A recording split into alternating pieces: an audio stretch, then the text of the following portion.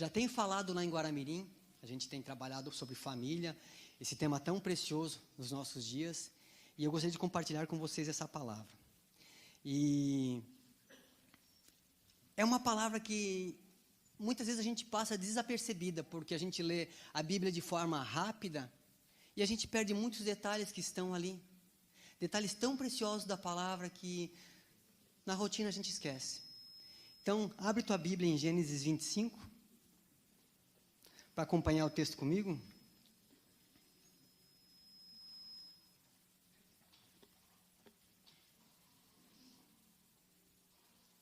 Enquanto você abre aí, eu quero orar. Pai Santo, eu te louvo e te agradeço, Senhor, por esse culto, por esse tempo de adoração, pela tua palavra que vai ser ministrada agora, por tudo que o Senhor tem preparado para nós nessa noite, Pai.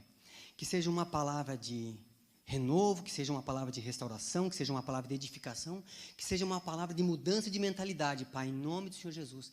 E que a nossa mente seja levada cativa a Ti, Pai, que toda distração caia por terra. Que nós venhamos a aprender mais de Ti, venhamos a confiar em Ti, Pai, em nome do Senhor Jesus. Também quero orar, Senhor, pelo seu Ari, que está na UTI, pai do Elvis, Pai, está passando por uma dificuldade. Olha por essa família, Senhor, visita essa família, Pai. Tu és um Deus que salva, Tu és um Deus que cura, Tu és um Deus que restaura, Pai.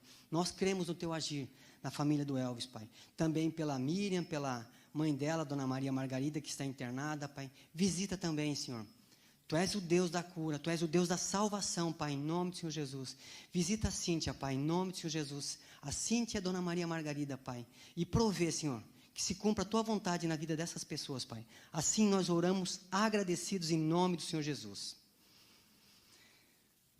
Gênesis 25, a partir do verso 19.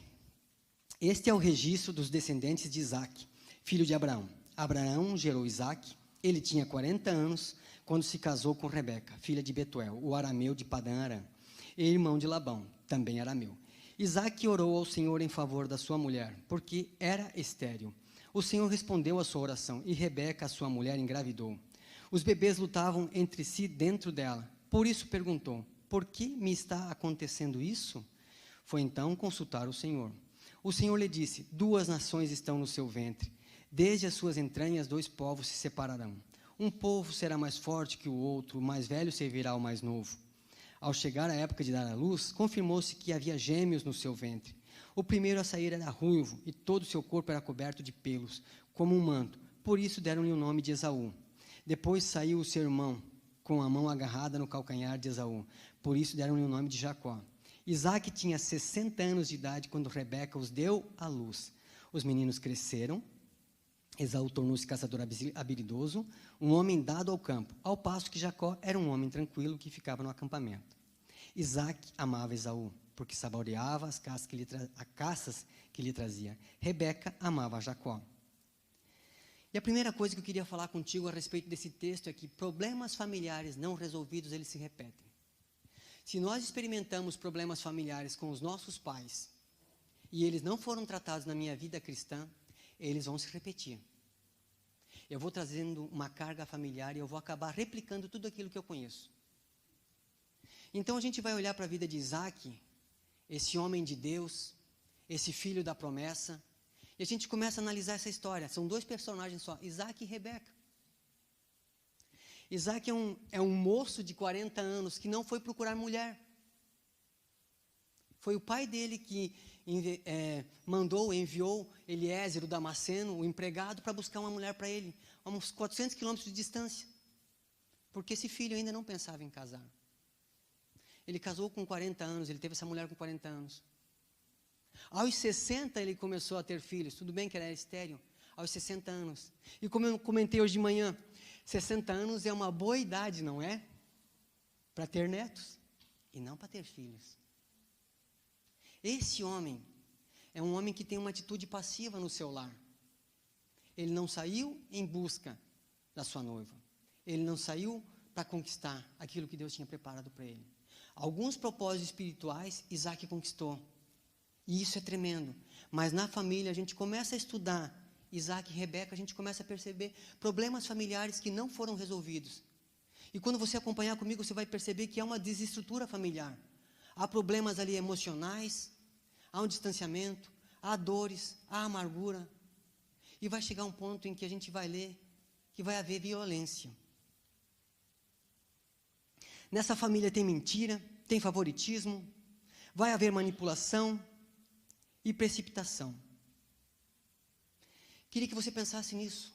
Vamos começar a pensar. Maridos passivos colocam sua esposa e família em situação de vulnerabilidade. Porque um homem como Isaac, ele não tomou a decisão que ele precisava tomar. E Rebeca, sua esposa, tomou decisões que não era para ela tomar. Ela fez aquilo que não era para ela fazer. Por quê? Porque um marido passivo não se posicionou.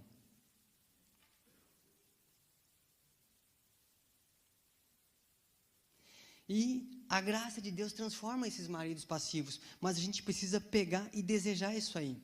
Sabe como é que a gente começa fazendo isso? Com quebra da passividade. Como? Com ações assertivas. Isaac, esse filho de pais superprotetores que eu falei, cria um filho, ou cria filhos de forma superprotetora também, ele e Rebeca. E a gente vê que os filhos têm distinção. O pai gosta de um e a mãe gosta de outro. Você começa a perceber no enredo da família que há problemas ali. E a gente passa muitas vezes essa leitura dinâmica e não se atenta para esses detalhes. Filhos criados com superproteção se tornam passivos. Ou se tornam agressivos. E sabe por quê? Porque eles não aprenderam a lidar com os problemas. Porque eles não aprenderam a vencer, a lutar, a conquistar. Porque seus pais têm feito tudo por eles. Um pai passivo cria um filho passivo. Uma mãe manipuladora cria uma filha manipuladora. Lembra quando eu falei que problemas não resolvidos lá atrás se repetem nas nossas vidas? Muitas vezes, se eu tinha uma mãe manipuladora, eu vou me casar. Ou eu tinha uma mãe dominadora, eu vou me casar com uma mulher forte, dominadora. E a gente vai ver isso acontecer na vida de Isaac.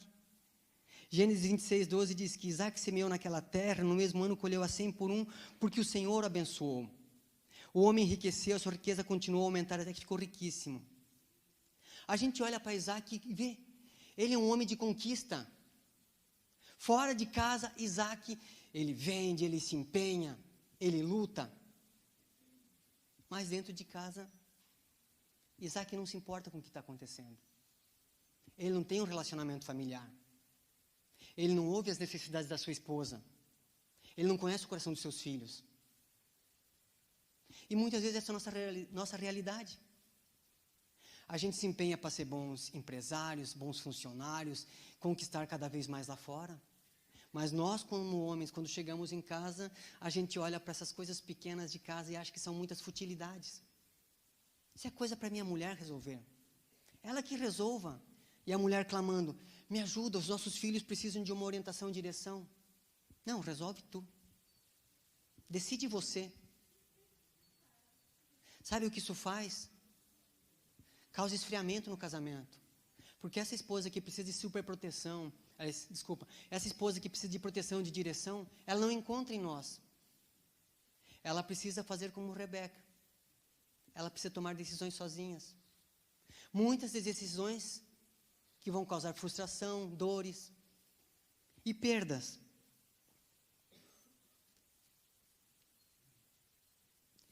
Quero te lembrar também que ter afinidade é algo natural. Muitas vezes a gente gosta do filho que é mais esportista, do filho que pesca conosco, dos amigos da bike. O que nós não podemos fazer dentro do nosso lar é fazer distinção dos nossos filhos. Nós não podemos amar um mais do que o outro.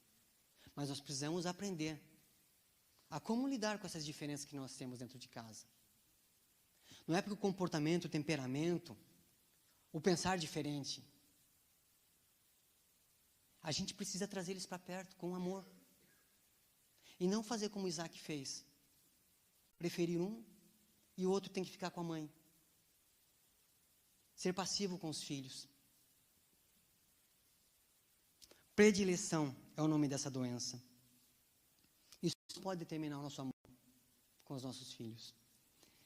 Gênesis 27, 2 diz que Isaac tomou uma decisão por causa dessa predileção. Já estou velho e não sei o dia da minha morte. Então pegue agora as suas armas, o arco e a aljava, e vá ao campo caçar algum animal para mim. Prepare-me aquela comida saborosa que tanto aprecio e traga-me para que eu a coma e lhe dê a minha bênção antes de morrer. Será que no fundo Isaac não sabia realmente que Deus tinha uma promessa para Jacó?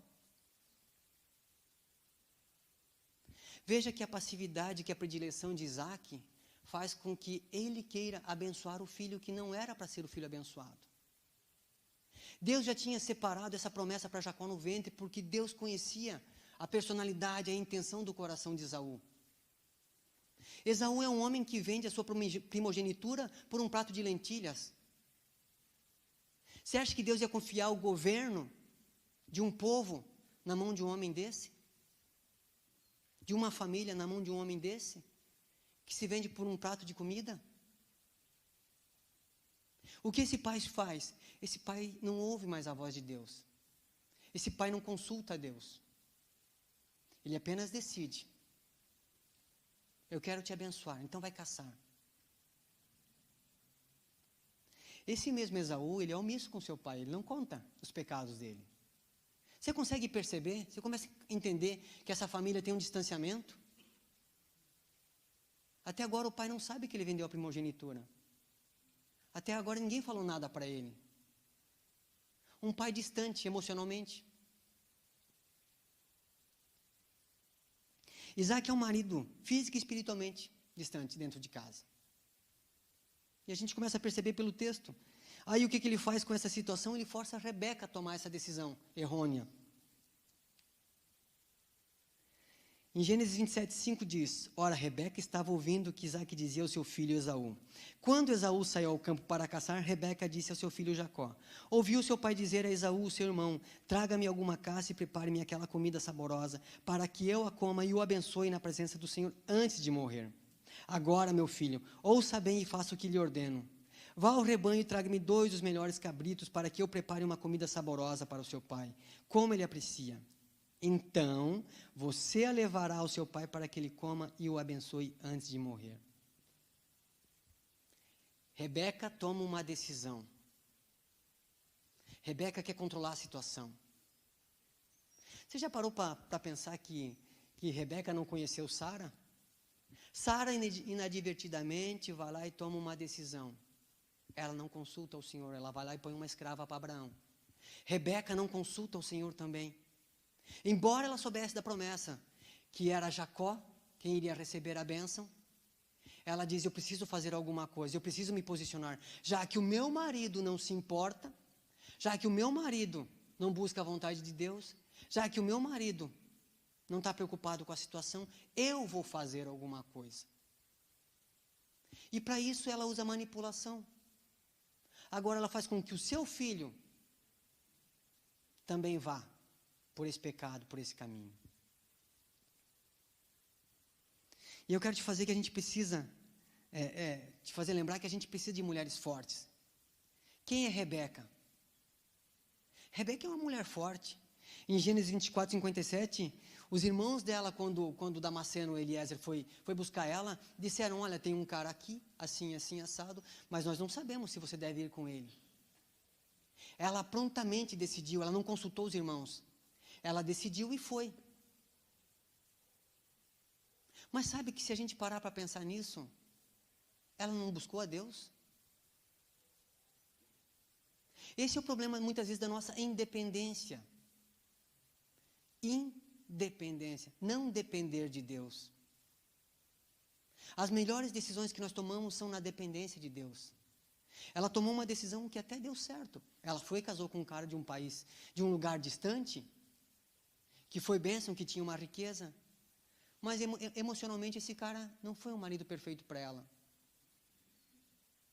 Sabe o que Isaac fez? Quando ele casou com ela, Isaac trouxe ela para perto, e o texto nos diz que ele conheceu ela e levou ela para a tenda da mãe dele. Eu e você, homem, a gente levaria nossa esposa recém-descoberta aqui, nosso presente de Deus, a gente levaria para a tenda da nossa mãe ou a gente levaria para a nossa tenda? Para coabitar com ela, para ter nossa intimidade com ela, para desfrutar do nosso casamento com ela? Sabe o que esse Isaac fez? Ele pegou e colocou essa mulher, que agora veio para a vida dele, e ele colocou ela assim, naquele lugarzinho de pedestal. Agora você fica na tenda da minha mãe. Agora você ocupa o lugar da minha mãe também. Você é minha esposa, mas você fica nesse lugar de mãe também. Para pensar comigo, será que Rebeca gostou dessa situação? Ou ela teve que começar a se habituar com uma nova situação?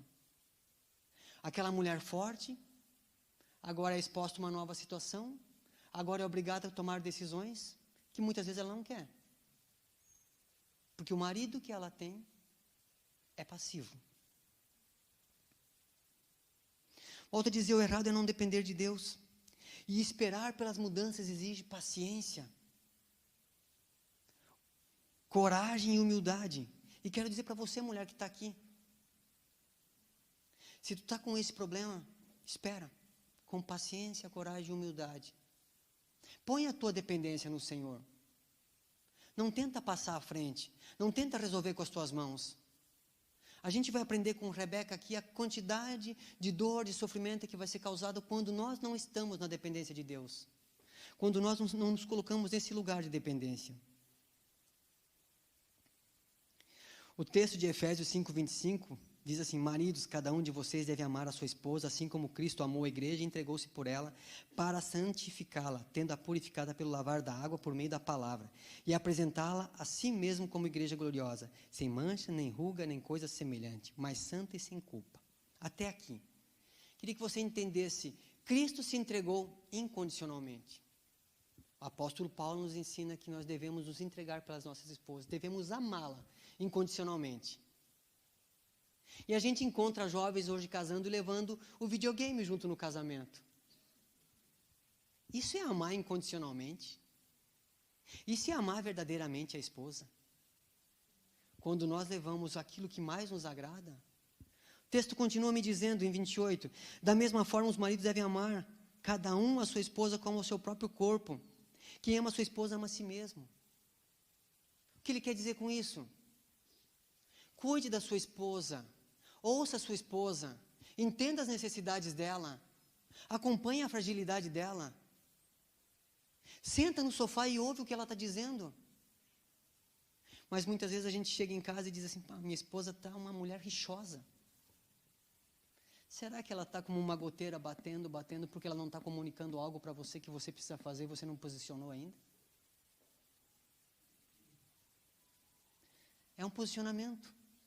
Sabe como é que a gente quebra a passividade, homens? Através de ações. Mas nós precisamos nos posicionar. Porque quando eu não me posiciono, a minha esposa precisa se posicionar. Mesmo com dor, mesmo com dificuldade. E ela é frágil. Aí acontece problema financeiro. Por má administração, porque nós não conversamos, nós não dialogamos. Acontece problema com os filhos, porque o filho não tem a direção, não tem a correção do pai, não tem o estímulo do pai. Aí acontece esfriamento no casamento, e muitas vezes porque eu, como homem, estou mais preocupado em satisfazer o meu eu, e não amando minha esposa, como Cristo ama a igreja. Sabe qual é o projeto de Deus para a família? Que ela seja um grupo que participe e constrói juntos o futuro. Não é para eu estar à frente de tudo. Tem um autor desconhecido que diz que por trás de um grande homem tem sempre uma grande mulher. Isso me dá muito medo. Porque eu penso que por trás ela está manipulando esse homem. Agora, quando eu entendo biblicamente que Deus nos fez um só, que Ele colocou ao meu lado a Tábata, e ela é equiparada, ela é perfeita para mim.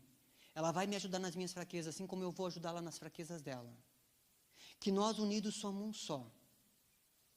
Eu entendo diferente. Eu entendo que Deus colocou ao meu lado. Ao lado de um grande homem tem uma grande mulher, porque os dois são uma só carne. Mas é um posicionamento. Assim uma família cresce, constrói, se fortalece, juntos, tomando decisões juntos, conversando, dialogando, entendendo as necessidades. cuidando junto dos filhos, das necessidades do lar.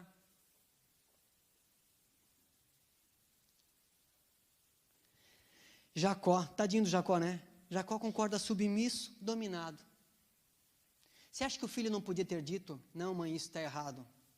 Ele até questiona ela, mas meu pai vai perceber a diferença, porque eu não sou peludo. Mas ele, por submissão, por passividade. E sabe o que a passividade faz? Faz com que a gente coloque a nossa dependência em outra pessoa. É a outra pessoa que precisa governar a minha vida. É a outra pessoa que precisa dirigir. E Jacó precisa da aprovação da mãe dele. Ele prefere ser submisso à vontade dela, incorrer em pecado, do que dizer não. Um homem passivo, dominado pela sua mãe, repetindo um comportamento. Gênesis 27:13 diz: a sua mãe então lhe disse: caia sobre mim essa maldição, meu filho, faça apenas o que eu digo, vai e traga-os para mim. Ele foi, apanhou-os e os trouxe à sua mãe, que preparou uma comida saborosa que o seu pai apreciava. Esse é o problema da passividade. Nos tirar da dependência de Deus. Nos colocar debaixo dessa submissão a outra pessoa. Esperando a aprovação de outro. Lembra quando eu falo que um filho de repente é passivo e o outro, por não conseguir entender a situação, dialogar, não conseguir resolver as pendências, ele se torna agressivo? Em Gênesis 27, a partir do 34, a gente vê Esaú gritando, apavorado, desesperado, chorando, buscando de seu pai uma bênção. É um filho que está revoltado agora porque ele perdeu tudo que ele tinha. Ele já perdeu a primogenitura, ele perdeu a bênção do pai e ele não sabe como lidar com essa situação. E agora a forma dele lidar é com agressividade, com ira. E muitas vezes a gente vê esse comportamento na nossa sociedade, não é? Os filhos, quando não sabem lidar, agressivos. O marido que se casa, que ainda não estava preparado, que não foi trabalhado, junto com um casamento, ele é agressivo porque ele não sabe lidar com a situação. Ele não sabe depender do Senhor. Ele não aprendeu a confiar no Senhor. Ele não está junto com a sua esposa buscando ao Senhor.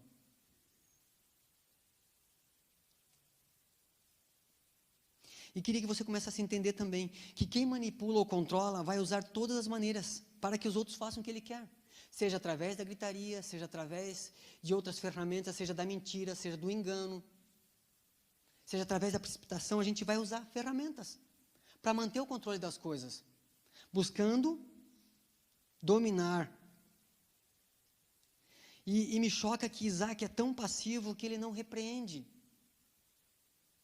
Você consegue entender que nesse tempo todo a gente está ouvindo essa história, não há uma conversa sequer entre pai e filhos, não há uma conversa sequer entre o casal? O Isaac não repreende Jacó pelo que ele fez. Ele não chama o filho para perto. O Isaac não conversa com a mãe para saber por que aconteceu aquilo ali. Deixa a vida me levar. É chocante, né? Muitas vezes a gente não consegue perceber isso aí. E a Bíblia é muito clara, está lá. Essa história está para nós refletirmos sobre a nossa condição hoje. Sobre nós como pais, como maridos, como família, como nós estamos agindo. Será que a gente está vivendo um distanciamento emocional também dentro de casa? Será que a gente está vivendo uma passividade? Ou será que a gente está usando de situações de manipulação para ter o controle da situação? Será que nós temos respondido de forma agressiva por não saber como lidar com a situação? E eu deixo uma pergunta para ti. Nós temos sido passivos e deixado que os outros decidam o que devemos fazer? Para a gente pensar. Passividade tem cura. Graças a Deus, né? Sabe como começa? Quando eu e você reconhecemos o nosso pecado de omissão. Sim, pecado de omissão. Quando eu e você dizemos assim, me perdoa, Senhor, eu estou omisso, eu não tenho me posicionado, eu não tenho ouvido a necessidade do meu lar, eu não tenho tido cuidado com o meu lar, com a minha esposa, com os meus filhos, eu não. Passividade tem cura. A Bíblia diz que aquele que confessa e se arrepende alcança misericórdia. E nós precisamos dessa misericórdia. Nós precisamos dessa graça para ter nossa família transformada, nossa mente transformada, nossa vida transformada. Quando essa graça entra, ela me muda como marido, ela me muda como pai, ela muda o meu lar, ela muda tudo ao meu redor. Sabe o que essa graça faz? Ela gera estabilidade emocional. Ela faz com que a passividade caia por terra. Sabe o que eu e você precisamos de desenvolver nesse momento, nessas situações? Ternura. Quando eu e você tratamos com ternura as situações do nosso lar, do nosso casamento, as necessidades do nosso lar, qualquer situação pode ser conversada, qualquer problema pode ser confessado, qualquer dificuldade pode ser tratada, porque isso é ternura. Ternura é olhar para a fraqueza do outro e não usá-la contra a pessoa mesma. Ternura é tratar essa situação como uma vulnerabilidade e dizer, nós precisamos crescer juntos. Eu preciso te ajudar, tu precisa me ajudar. Quando nós nos tratamos com ternura, qualquer problema pode ser resolvido. Porque isso é uma representação de amor, de cuidado. Stephen Arterburn diz, uma das razões por que é difícil mudar é que realmente descobrimos certos benefícios em viver presos ao passado. Ao nos concentrarmos no passado, justificamos o ato de não assumir os riscos envolvidos em novos relacionamentos. Relacionamentos que podem não ser tão bem e terminar em dor. Isso é para um novo relacionamento, isso é para uma vida espiritual na igreja, a gente age assim. A gente tem muito medo de se relacionar com outras coisas, com outras pessoas, com uma nova igreja, por medo de se machucar. Mas eu digo para você que é através do relacionamento que Deus quer nos tratar. Onde nós fomos machucados nos nossos relacionamentos, Deus quer nos curar. E vai ser através de relacionamento. Porque Ele precisa nos aperfeiçoar. Tratar o nosso interior, a nossa forma de pensar e de responder, de resolver as situações. E quero dizer para você que nós temos condição de fazer tudo isso aí. Paulo diz a Timóteo, em 2 Timóteo 1,7, pois Deus não nos deu um espírito de covardia, mas de poder, de amor e de domínio próprio. O Espírito Santo que habita dentro de mim e de você já deu condições para nós mudarmos essa situação dentro do nosso lar, dentro da nossa vida. Para nós abandonarmos essa posição de passividade ou de manipulação. Ele não nos deu o espírito de covardia. Não tem por que eu e você nos acanharmos, nos aquietarmos, nos acomodarmos com essa situação. Se o Espírito Santo te constrange, esse é o momento. Ele já nos deu todo o poder, toda a coragem. Ele já nos deu todo o amor que nós precisamos para dentro do nosso lar. E Ele nos deu todo o domínio próprio para aprendermos a lidar com todo tipo de situação. Mesmo na enfermidade, mesmo na dor, Ele nos deu. Mas requer um posicionamento meu e teu. Uma das formas básicas que o marido pode demonstrar amor pela sua esposa é liderá-la com ternura, de forma firme, fugindo da passividade. A esposa quer se sentir protegida, quer se sentir cuidada, quer se sentir amada. E toda vez que eu e você nos omitimos, ela não reconhece isso aí, ela não experimenta isso aí. Depende de nós, essa construção, esse resgate. Outra forma de quebrar a passividade é através das ações, como eu falei. E ações assertivas. Ações assertivas não quer dizer que eu e você temos que estar certo toda vez que nós temos que ganhar a discussão. Ações assertivas quer dizer que nós precisamos começar a ser verdadeiros, a ser presentes, a ser proativos, a suprir as necessidades da esposa e dos filhos. Ser proativo é depender de Deus. E isso traz segurança para as nossas esposas, para o nosso lugar, para o nosso lar. Porque elas entendem que ali tem um homem que está buscando a Deus, que está dependendo de Deus. Que elas não vão querer ultrapassar esse lugar onde o marido está. Ser assertivo é ter a habilidade de expor e defender o nosso posicionamento, sem brigar, sem agredir, respeitando, de forma clara e tranquila. Isso é ser assertivo. É conseguir expor, é dialogar. E o segundo ponto que eu vou tratar é a quebra da manipulação com a fé. Como é que nós quebramos essa manipulação nas nossas vidas? Com fé, dependendo de Deus. A pessoa manipuladora precisa deixar que sua mente seja moldada pela palavra de Deus, que nos diz em Filipenses 4:6. Não andem ansiosos por coisa alguma, mas em tudo, por meio da oração e da súplica, com ação de graças, apresentem os seus pedidos a Deus. Então a paz de Deus, que excede todo entendimento, guardará sua mente e seu coração em todo o tempo. Esse é o problema da manipulação. É querer ter o controle das coisas. E só há um que tem o controle de tudo. Esse cara é Deus. Ele sabe. Ele tem a direção. Ele tem a resposta. Ele determina o tempo. Quando nós queremos ter o controle das coisas, nós estamos nos colocando no lugar de Deus. Nós estamos dizendo que eu consigo resolver, que eu posso fazer. Isso me leva à precipitação, isso me leva ao orgulho. E a gente lembra que Satanás caiu por esse orgulho mesmo, porque ele queria ser como Deus.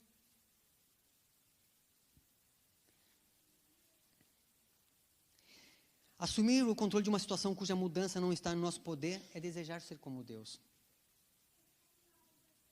E Rebeca, ela resolve ter o controle de toda a situação. Ela é uma pessoa altamente informada no seu lar. Gênesis 27:42 diz: quando contaram a Rebeca as palavras de Esaú, seu filho primogênito, ela mandou chamar Jacó, seu filho mais novo, e lhe disse: Esaú, seu irmão, se consola com o plano de matá-lo. Ouça, pois, o que lhe digo, meu filho. Fuja imediatamente para a casa do meu irmão Labão, em Harã. Fique com ele alguns dias, até que passe o furor do seu irmão. Quando seu irmão não estiver mais irado contra você e se esquecer do que você lhe fez, mandarei trazê-lo de lá para cá. Porque eu perderia vocês dois em um só dia? Esse verso 45 é demais, não é? Quando o seu irmão esquecer o que você lhe fez. Eu não estou dizendo que Jacó não tem culpa. Mas você consegue perceber que a manipulação de Rebeca é tão grande que aponta para ele como culpado? Ele é conivente na culpa. Ele aceitou fazer aquilo. Mas uma pessoa manipuladora, ela empreende tanto, ela controla tanto que ela joga a culpa para os outros. Ela usa de tudo que é necessário para manter o controle da situação. Você observa comigo que não houve correção. Até esse momento, você ouviu falar de perdão?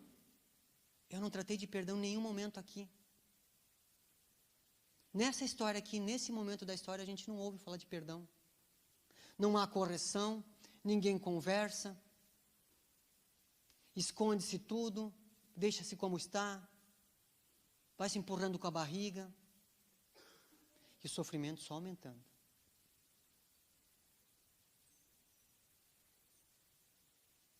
Pessoas dominadoras têm ansiedade e angústia e criam cada vez mais problemas. Olha o que Rebeca fez, 27:46. Então Rebeca disse a Isaac: estou farta da vida por causa dessas hetéias. Se Jacó escolher esposa entre as mulheres desta terra, entre mulheres hetéias como estas, perderei a razão de viver. Aqui é uma meia-verdade, não é? Ela pode ter razão realmente, que ela não estava se agradando que um filho tivesse casado com mulheres que não eram do mesmo povo que eles. Não tinha a mesma fé, a mesma crença. Mas só agora, só depois que houve todo esse problema, só agora para cobertar o erro de Jacó, só agora para livrar o irmão do outro, da ira do outro. Meia-verdade é uma mentira inteira. É uma mentira inteira, ela está cobertando tudo de novo, ela está mantendo o controle da situação, empurrando um filho para longe. E sabe o que acontece com toda essa situação? A gente vai ver que esse comportamento obrigou essa família a permanecer distante um do outro. Gênesis 27:44 diz: fique com ele alguns dias, até que eu passe o furor do seu irmão. Quando o seu irmão não estiver mais irado contra você e se esquecer do que você lhe fez, mandarei trazê-lo de lá para cá. Ela ainda tinha uma esperança, porque eu perderia vocês dois em um só dia. Essa mesma Sara que manda o filho para longe, morre sem ver ele. Isaac não vê os filhos. A Bíblia nos fala que eles sepultaram o pai. Apenas sepultaram. Nem o Esaú, que era o filho que ficou por perto, ele foi morar nas montanhas de Seir. Nem ele estava perto do pai. Você percebe que essa família é distante de tudo, é distante emocionalmente, é distante fisicamente? Tudo porque não há conserto? Tudo porque um homem como eu e você não se coloca numa posição de dar uma resposta, de sair da passividade? Tudo porque nós permitimos que outra pessoa controle, que dê destino, que dê direção, sem a direção de Deus? Uma família que muitas vezes a gente não percebe tanto o sofrimento que houve. Sabe, quando Jacó voltou para Canaã, muitos anos depois que seu pai já estava morto, ele vagou por ali por algum tempo, e a Bíblia nos conta que depois ele foi morar no mesmo lugar onde seu pai morava. Mas eles não conviveram. E eu creio que você nessa noite não quer isso para a tua família. Eu creio que você nessa noite não quer isso para as pessoas que você conhece ao seu redor. Você não quer que as pessoas vivam distante fisicamente e emocionalmente. Que a gente guarde essa mensagem, que a gente lembre dessa mensagem e como aplicá-la. Uma das formas mais básicas de amar o marido, para a mulher isso aqui, é instigá-lo em amor. Instigá-lo em amor. Com ternura e firmemente fugindo da manipulação. Instigá-lo não é manipulá-lo. Instigá-lo é falar, orientar, chamar para perto, conversar, apontar. É esperar ele tomar a decisão. Mas ele precisa ser instigado. Sabe, porque muitas vezes nós homens somos muito focados, de verdade, a gente foca demais em algumas coisas. Às vezes desnecessárias demais. E a mulher tem essa amplitude, essa capacidade de ver muita coisa ao seu redor. E ela tem a habilidade de apontar para certas coisas que nós não estamos vendo. E é preciso a gente ter essa percepção de quando estamos ouvindo ela nos instigar para algo, nós fazermos, nós escutarmos, nós pararmos, nós prestarmos atenção. Em nenhum momento a esposa vai falar algo que não esteja acontecendo dentro de casa. Por quê? Porque já é um clamor, há uma necessidade de correção. Uma esposa sábia vai edificar o lar. Ela não vai ser como Rebeca, uma esposa tola que com as próprias mãos dividiu e separou sua família. Por decisões erradas. Sabe, quando um homem como nós muda, quando a gente entende que é passivo. Quando a gente consegue entender que é passivo, a gente precisa mudar. A gente precisa sair dessa condição. Quando a gente entende que isso é pecado, a gente precisa mudar. A gente precisa se posicionar. A gente precisa ter ações. Quando a esposa percebe que ela é dominante, ela precisa também recuar, pedir perdão e voltar atrás. Entender que ela precisa depender de Deus. E isso é um processo. Sabe, a mulher precisa aprender a transferir para Deus a responsabilidade de transformar o marido. E não ela mesma querer transformar. Quantos aconselhamentos que a gente vê a esposa reclamando do marido, que está passivo. E quantas decisões erradas, porque esse marido não se posiciona. É preciso voltar atrás e colocar essa dependência em Deus para que transforme o coração desse homem. Eu quero partir para a conclusão. Queria que você pensasse nisso. A melhor forma de a gente desenvolver um relacionamento saudável no nosso casamento é entender a vulnerabilidade um do outro. Qual é a fraqueza que o nosso cônjuge tem? Quando eu entendo a vulnerabilidade do meu cônjuge, eu posso ajudá-lo. Quando os meus filhos sabem que eu sou vulnerável, eles vão aprender a lidar com as situações difíceis. Muitas vezes, eu e a Tabata discutimos e a gente vai para o quarto, resolve as coisas no quarto, fica de pazes de novo, com um beijinho e volta de mãos dadas. Mas o nosso filho não viu isso aí. O nosso filho não viu o conserto. Ele não viu um pedido de perdão. Ele não viu reconciliação. E ele precisa aprender com isso. Ele precisa aprender que nós, pais, somos falhos também. Que nós erramos, que nós discutimos, que nós tomamos decisões erradas. E a partir desse momento ele começa a ver em nós, homens e mulheres tementes a Deus, que dependem de Deus. Que quando erram, pedem perdão. Eles vão seguir o nosso exemplo. Eles vão caminhar pelos nossos passos. Quando eles tiverem dificuldades, eles vão começar a buscar, conhecer as suas dificuldades, eles vão confessar suas dificuldades também. Eles vão pedir ajuda nas suas dificuldades. Por quê? Porque eles têm um exemplo dentro de casa. Comigo e contigo. Aprendendo conosco, através das nossas vulnerabilidades. E não é vergonhoso. Isso é que nos coloca na condição de humano, de humildade. Saber que a gente é fraco e falho e precisa de ajuda. Primeiramente a gente precisa de Deus. Mas eu digo para você, Deus colocou do nosso lado homem, mulher. Deus colocou do nosso lado uma pessoa equiparada para esse serviço. Preparada por Deus. Mas que muitas vezes a gente não tem ouvido. Precisamos dar ouvidos.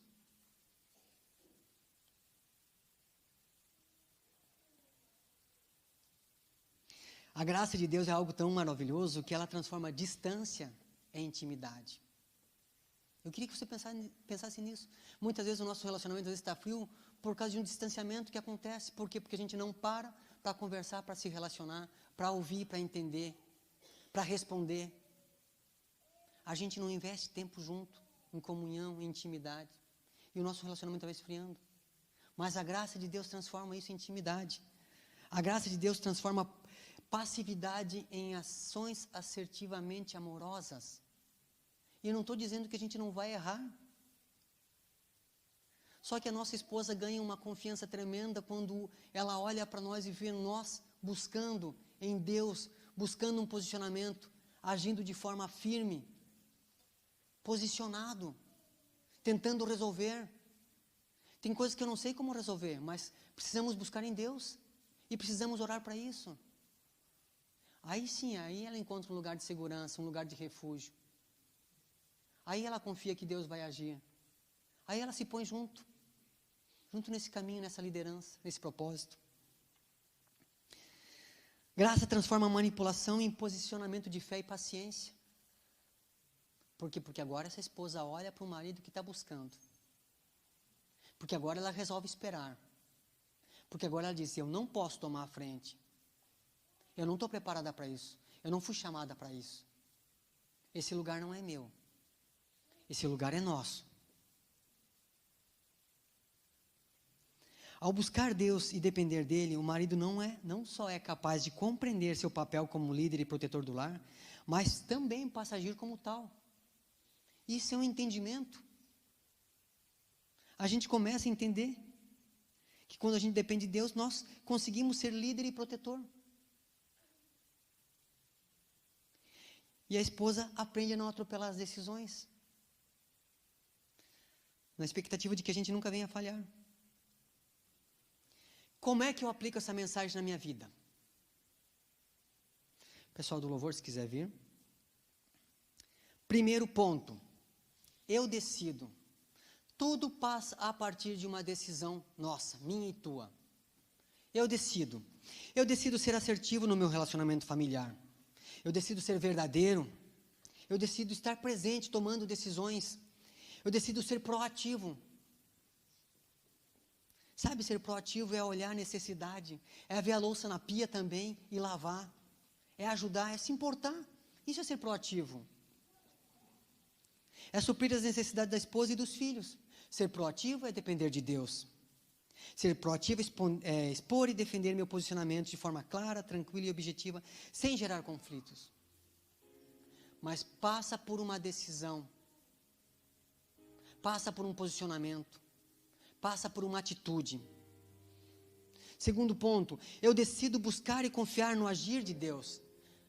Buscar e confiar no agir de Deus, sem tomar decisão precipitada. Esperar em Deus com coragem, humildade e paciência. E é difícil, né? A gente quer resolver, a gente quer lidar. A gente quer fazer agora. Quando muitas vezes é para esperar a direção clara de Deus. Depender dele. E o último, eu decido cultivar a vulnerabilidade. Eu decido compartilhar o que me preocupa e fere. Principalmente com o meu cônjuge. Que é a pessoa que está do meu lado. Que vai lutar as minhas guerras.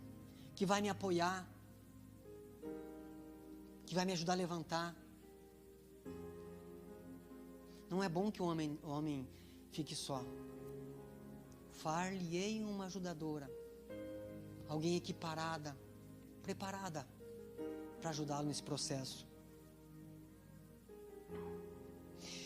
Eu decido enxergar as fraquezas da minha família e ajudá-los a superá-las. Quantos filhos com problemas que não conseguem se abrir para os pais? Porque os pais não querem ouvir. Não temos paciência para ouvir. Eu decido conviver num ambiente em que as frustrações são comunicadas, ouvidas e tratadas. Essa mudança, minha e tua, passa por um processo de decisão. Nós precisamos decidir se nós queremos continuar passivos no pecado de omissão, ou se nós queremos permanecer manipulando a situação, controlando tudo, querendo fazer a nossa vida do jeito que nós queremos, manipulando toda a situação, tendo controle de tudo, decidindo as coisas, mentindo, enganando, tomando decisões erradas, sofrendo. Isso que eu não comentei, que alguns dos dramas da angústia, do medo, das frustrações, vem tudo por causa da precipitação. Porque nós queremos ter o controle das coisas. E a gente já quer resolver para o dia de amanhã, e a gente quer fazer, e nos enchemos de angústia, de medo, de preocupação desnecessária. Nós não deixamos aquele que precisa controlar a nossa vida realmente controlar. E eu quero orar contigo, mas eu quero que você, onde você está, aí no seu lugar, você que entendeu essa mensagem, você que entendeu que você está nesse lugar de passividade, nesse lugar de manipulação, você que entendeu que você está em pecado, que você precisa mudar de atitude, que você precisa se arrepender. Eu não vou te convidar para vir à frente, eu quero te convidar que no teu lugar, enquanto pessoa aqui, vai fazer um louvor, você converse com Deus. Você se coloque diante de Deus. Você peça perdão para Deus. Você decida realmente que você precisa dessa mudança. Sabe, é um momento teu único, porque o perdão, quando a gente pede perdão a Deus, há um arrependimento genuíno. Deus nos confronta, mas Ele também nos estimula a sair desse lugar. Ele nos constrange para um posicionamento novo, a partir de um posicionamento nosso. Eu quero, Senhor, eu decido, eu reconheço que eu sou esse cara, que não me relaciono por medo de me machucar, que não confio nas pessoas porque já fui machucado lá atrás. Não confio nem em pastor, nem em pai, nem em amigos, eu não confio. Mesmo sofrendo, mesmo com dores, mesmo com angústia, com necessidades, eu me coloco nesse lugar de dor. Eu vou dar uns minutinhos, enquanto o louvor canta, você pode orar no teu lugar. Que o Senhor te abençoe e faça brilhar seu rosto em ti, que conceda sua graça e te dê paz.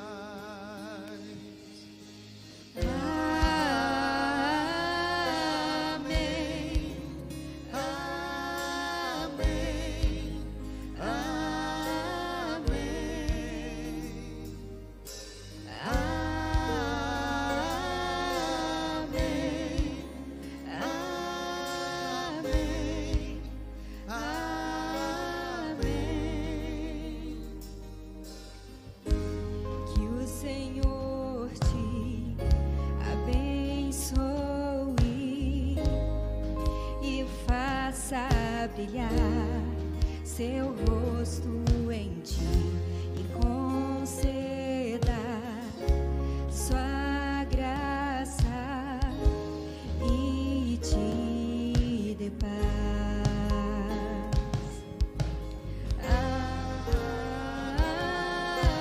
Amém.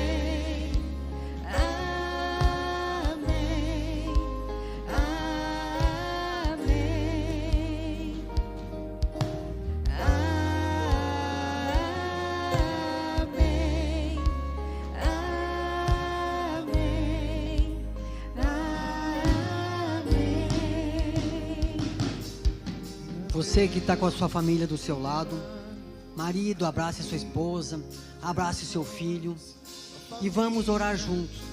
Essa é uma noite de perdão, essa é uma noite de reconciliação, essa é uma noite de restauração, essa é uma noite de mudança. Que essa palavra não volte vazia, que você se reposicione hoje em Deus. Vamos orar? Que a bênção se derrame até 1000 gerações, tua família e teus filhos e os filhos dos teus filhos. Que a bênção se derrame até 1000 gerações, tua família e teus filhos e os filhos dos teus filhos. Sua presença te acompanhe por detrás, por diante, do teu lado e em ti. É contigo, é por ti, e de dia e de noite, tua entrada e saída, em teu riso, em teu choro. É contigo, é por ti.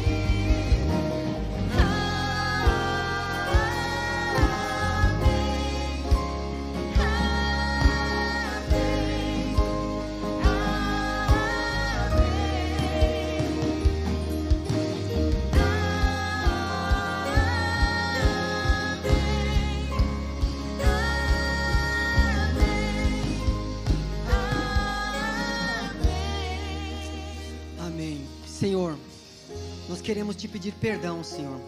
Perdão pela nossa omissão, perdão pela nossa passividade, Pai. Que muitas vezes tem colocado, Senhor, a nossa família em risco, tem colocado a nossa família em situação de vulnerabilidade, Pai. Que hoje, Pai, eu e os meus irmãos venhamos a nos posicionar em fé diante de Ti. Nós venhamos a depender de Ti, Pai. Nós queremos ser esses homens, Senhor, que amam, Senhor, que cuidam, que protegem, Senhor, que dão direção para suas casas, Pai, em nome do Senhor Jesus. Nos ajuda, Pai, a sair da passividade, Pai. Nos perdoa por esse tempo, Senhor, em que passamos, Senhor, um tempo de passividade, Pai. Mas hoje, Senhor, nós saímos desse lugar. Nós nos posicionamos em ações, Pai. É a partir de um posicionamento de prática, Pai. De ações práticas em nome do Senhor Jesus. Te pedimos também perdão, Pai, porque muitas vezes estamos passivos, estamos omissos ministerialmente, Pai. Não temos mais cumprido aquilo que o Senhor nos chamou. O Senhor muitas vezes colocou um ministério nas nossas mãos, talentos, dons, Senhor. O Senhor nos deu capacidade, Pai, e nós temos nos calado, nós temos deixado que outros decidam, que outros façam por nós aquilo que o Senhor nos chamou para fazer. Por isso nós te pedimos perdão nessa noite, Pai. Nos ajuda, Pai. Nós queremos sair dessa condição hoje, Pai. Nós queremos partir para a prática. Nós queremos, Senhor, fazer a Tua vontade. Também, Senhor, trabalhe nos nossos corações quanto à manipulação, Pai, em nome do Senhor Jesus. Não permita mais, Pai, que nós não venhamos a depender de Ti. Sim, Senhor, que nós venhamos colocar, Senhor, o Senhor na frente de toda e qualquer situação. Nós queremos depender de Ti. Nós queremos confiar em Ti, Senhor. A nossa vida depende de Ti. Os nossos caminhos, Senhor, a direção das nossas vidas está em Tuas mãos. A nossa família está em Tuas mãos, Pai. Nós confiamos em Ti e colocamos tudo isso diante de Ti, Pai, em nome do Senhor Jesus. Assim nós oramos, Pai, agradecidos por esse tempo, Pai. Obrigado, em nome do Senhor Jesus. Amém.